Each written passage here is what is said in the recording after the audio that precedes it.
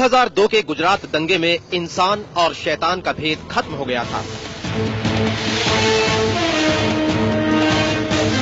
सड़कों पर बहता रहा खून, खाक हो गई बस्ती की बस्ती, सैकड़ों लोगों की जान गई और हजारों घर बर्बाद हुए। लेकिन क्या ये महज दो समुदाय के लोगों का टकराव था? जी नहीं, ये आम लोगों का गुस्सा कम, गुजरात सरकार और बीजेपी नेताओं की करतूत का नतीजा ज्यादा था। उन्होंने न सिर्फ लोगों को भड़काया बल्कि खुद हमलावरों का नेतृत्व किया।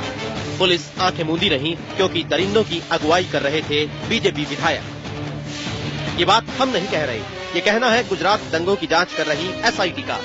एसआईटी ने अदालत में बाकायदा हलफनामा देकर कहा है, माया कोडनानी नरोडा में मौजूद थीं। वो न सिर्फ दंगाइयों को उकसा रही थीं, बल्कि उनके हाथ में काले रंग के 2 गैलन भी थे। इसके अलावा वीएचपी के नेता जयदीप पटेल हाथ में नंगी तलवार के साथ नरोडा में देखे गए थे। बीजेपी विधायक माया दंगाइयों को भड़का रही थीं। उनके हाथ में गैलन थे। याद कीजिए, नरोदा में 11 लोगों को जिंदा जलाया गया था। यही नहीं, वीएचपी नेता हाथ में नंगी तलवार लेकर घूम रहे थे। लेकिन इस खुलासे पर बीजेपी नेता पल्ला झाड़ने में जुट गए हैं।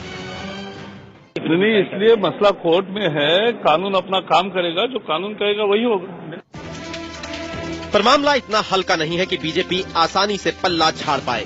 माया कोडनानी उस वक्त भी बीजेपी की विधायक थीं, यानी पार्टी के नेता सीधे तौर पर दंगों में शामिल थे। मोदी सरकार का उन्हें खुला संरक्षण मिल रहा था, वरना पुलिस इन दंगाइयों के खिलाफ कार्रवाई करती। लेकिन ऐसा कुछ नहीं हुआ, बल्कि मोदी ने उनकी इस बहादुरी पर फिदा होते हुए उन्हें मंत्री भी बना दिया। उनकी पुलिस ने दंगों के लिए लिखी किसी भी एफआईआर में माया का नाम नहीं आने दिया। ये उन लोगों के घाव पर मिर्च छिड़कने जैसा था जिन्हें लोकतंत्र और कानून पर भरोसा है। ये पहला मौका है जब किसी एजेंसी ने मंत्री माया कोडनानी के खिलाफ संगीन आरोप मढ़े हैं। इतना ही नहीं, एसआईटी ने मंत्री माया कोडनानी के खिलाफ सबूत भी पेश किए हैं।